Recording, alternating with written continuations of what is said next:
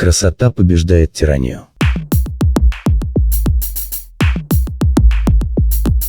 На планете Минор-5 не было ничего примечательного. Совсем ничего. Даже атмосфера там была такая невзрачная, что космические путешественники, пролетая мимо, лишь качали головами и прибавляли скорость.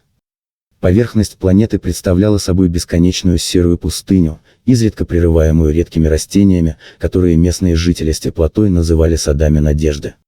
Единственным достоянием планеты были глубокие подземные тоннели, уходящие на километры вглубь. Там, в этих природных лабиринтах, и обитало все население. Тоннели были настолько продуманными и глубокими, что никакое оружие не могло причинить им вред. Бомбардировка сверху. Бесполезно.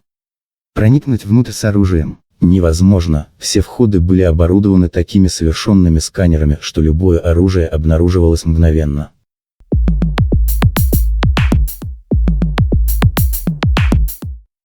Именно поэтому планету никто не завоевывал. Точнее, пару раз пытались, но быстро осознали тщетность своих намерений. Захватить поверхность можно, но что дальше? Все население просто уйдет в свои подземные города, и никакая сила их оттуда не достанет. К тому же, на планете действительно не было ничего ценного. По крайней мере, так думали все. В одном из таких тоннелей жила Лирия. Она работала исследователем подземных растений, удивительных форм жизни, которые научились процветать в этих катакомбах. Работа была небогатой, но Лирия находила в ней глубокий смысл.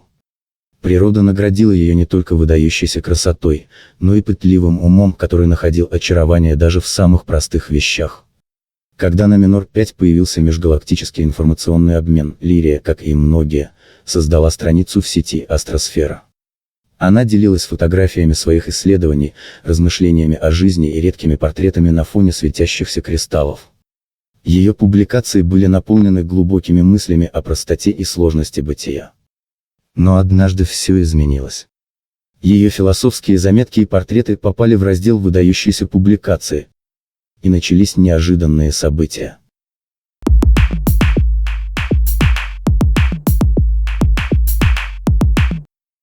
Подписывайтесь на канал, ставьте лайки, пишите комментарии, и да пребудут с вами удача и хорошее настроение.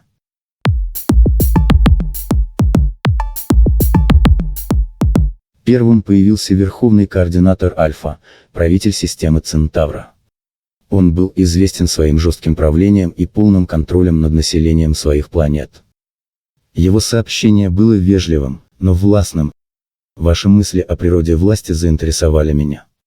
Предлагаю личную встречу для обсуждения философских вопросов.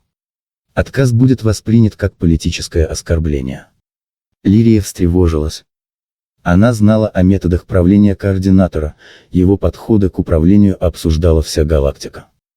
Но не успела она обдумать ситуацию, как пришло второе сообщение. Правитель Омега с планетной системы Сириуса написал: «Ваше понимание простоты и красоты вызывает восхищение. Мой флот готов доставить вас в мою резиденцию для продолжения дискуссии. Надеюсь на благоразумное согласие». А вскоре появился и третий, верховный стратег Дельта из созвездия Ориона. Его послание было кратким: «Ваши взгляды на устройство мира совпадают с моими. Жду вас в своей системе. Промедление недопустимо». Лирия выключила коммуникационное устройство и погрузилась в размышления. 3 самых влиятельных правителя галактического сектора проявили к ней интерес. Она понимала, что за внешней учтивостью их сообщений скрывались совсем не философские намерения.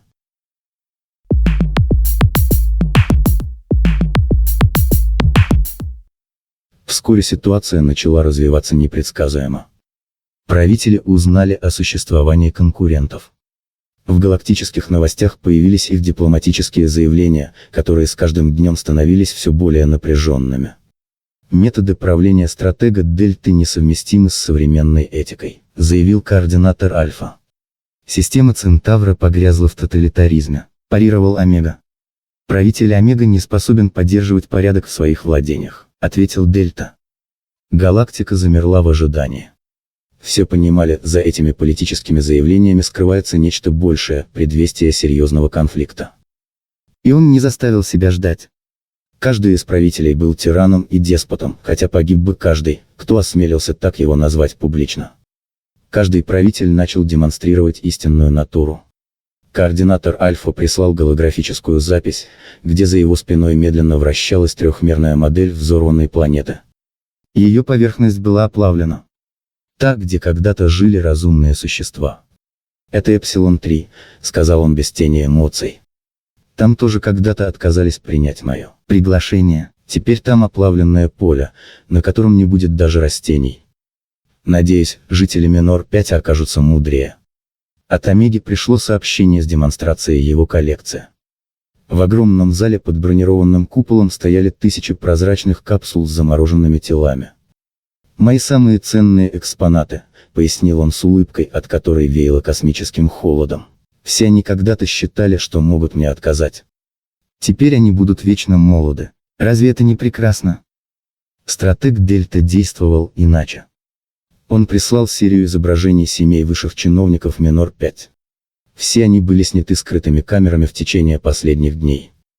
«Какие у вас замечательные дети», — написал он. «Было бы жаль, если бы с ними что-то случилось. В космосе столько опасностей.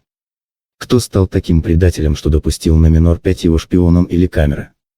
Этого пока не знали даже в правительстве планеты с туннеля».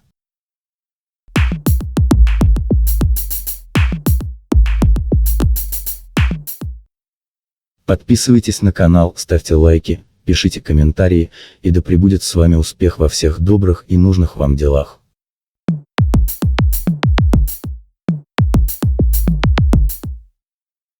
Лирия поняла, что каждый из властителей привык получать желаемое через страх. Координатор Альфа уничтожал целые миры, считая это проявлением силы. Омега коллекционировал живых существ, превращая их в замороженные статуи. Дельта действовал через шантаж и угрозы близким. Но они не понимали главного. Жители Минор-5 веками жили под угрозой уничтожения. Их подземные убежища были не просто домом, а символом несгибаемости духа. Угрозы только укрепляли их решимость. Правительство Минора-5 знало о посланиях мировых диктаторов, готовилось к обороне. Ни один из властимущих бедной планеты не решился выдать красивую девушку губителям. И если бы хоть один решился, все остальные не дали бы ему стать предателем. Но они сделали все, чтобы каждый из диктаторов хорошо представил себе, что Лирия может стать пленницей другого могучего властителя. В ответ на все угрозы Лирия опубликовала короткое сообщение: «Красота живет там, где есть свобода. В неволе она умирает, как цветок без солнца. Даже если вы получите то, что хотите, это будет лишь пустая оболочка, лишенная того, что вас так привлекло». Это сообщение привело правителей галактик в бешенство. Как смеет она, простой ученый с захолустной планеты, отвергать их власть? Как смеет говорить о свободе, когда они предлагают ей могущество и богатство? Каждый из них начал готовить свои флоты. На военных базах шло лихорадочное движение. Космические верфи работали круглосуточно, выпуская новые боевые корабли. 3 самых могущественных флота готовились к войне за право владеть тем, что в принципе нельзя было присвоить. А Лирия продолжала работать в своих подземных садах, изучая удивительные формы жизни, находя красоту в самых простых вещах. Она понимала, что ее решение может привести к катастрофе, но также знала, иногда нужно пройти через тьму, чтобы увидеть свет.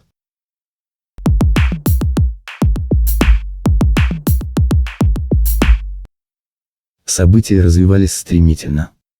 Координатор Альфа первым направил свой флот к границам владений Омеги, якобы для защиты торговых путей. Омега в ответ объявил о создании оборонительного союза со своими вассальными мирами. Стратег Дельта, не желая оставаться в стороне, начал военные учения у границ обоих соперников. Лирия с тревогой следила за новостями. Она не могла поверить, что ее скромное присутствие в сети могло стать причиной такого масштабного противостояния. В своем новом посте она написала: «Красота становится проклятием, когда ее воспринимают как собственность. Истинная красота – это свобода быть собой». Но правители уже не читали философских размышлений. Они были слишком заняты подготовкой к войне. Каждый из них считал, что должен доказать свое превосходство над соперниками. Первое столкновение произошло в нейтральной системе Тау-Кита. Флот Альфы встретился с кораблями Дельта. Никто не хотел отступать. Завязался бой, в который вскоре вмешались силы Омеги. Космическое сражение длилось несколько дней. Тысячи кораблей превратились в космическую пыль. В разгар конфликта все три правителя, не доверяя своим генералам, решили лично возглавить флоты. Это решение оказалось роковым. В одном из сражений флагманские корабли всех трех владык оказались в эпицентре гравитационной аномалии. Никто не успел среагировать, три самых защищенных корабля галактики исчезли в пространственном разломе. Война закончилась так же внезапно, как и началась. Без правителей флоты потеряли решимость сражаться. Выяснилось, что никто из военачальников не горел желанием умирать за амбиции своих лидеров. На освобожденных планетах начались демократические преобразования. Народы, получившие свободу, с удивлением обнаружили, что могут жить мирно. В галактических новостях теперь обсуждали не военные сводки, а культурные обмены между бывшими врагами. Лирия продолжала работать в своих подземных садах, только теперь к записям о ее исследованиях добавилась неожиданная слава. Ее стали называть той самой женщиной, чья красота спасла галактику. Но она не любила такую формулировку. «Не красота спасает мир», написала она в своем итоговом посте, а неспособность красоты быть чьей-то собственностью. Красота – это свет, который нельзя поймать и присвоить. Попытка завладеть ею подобна желанию схватить солнечный луч, сжимаешь кулак, а в нем пустота. Ее слова разлетелись по всей галактике. Многие правители, читая эти строки, задумчиво смотрели на свои военные флоты и отдавали приказы о сокращении военных бюджетов. А на планете Минор-5 жизнь продолжалась своим чередом. В глубоких тоннелях по-прежнему росли светящиеся растения, люди все так же добывали свой скромный хлеб, и никто не стремился захватить эту планету. Только теперь ее стали называть не самой бедной планетой, а планетой, подарившей галактике мир. Лирия иногда поднималась на поверхность и смотрела на звезды.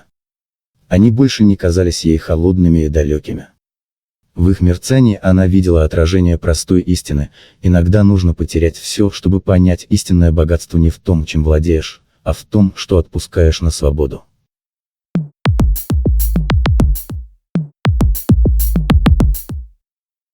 Генералы, не исполнившие приказ воевать между собой, захватили власть в своих мирах. Их галактики слишком привыкли жить при жестоком режиме, а они слишком мало делали, чтобы их люди стали добрее. Так постепенно их миры снова превращались в диктатуры уже с новыми предводителями. А Минор-5 улучшал свою оборону и подземные ходы. В одном из таких тоннелей жила маленькая Золя.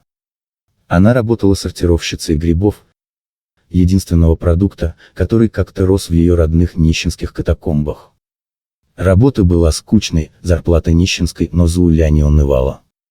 Природа наградила ее такой красотой, что даже в тусклом свете подземных ламп она сияла, как звезда. И эта красота станет только изысканнее, когда она вырастет. А она станет взрослой как раз тогда, когда генералы галактик, возможно, станут диктаторами.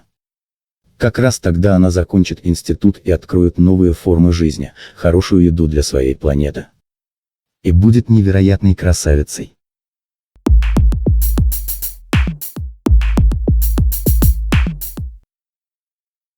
Подписывайтесь на канал, ставьте лайки, пишите комментарии, и да пребудут с вами радость, успешность и хорошее настроение.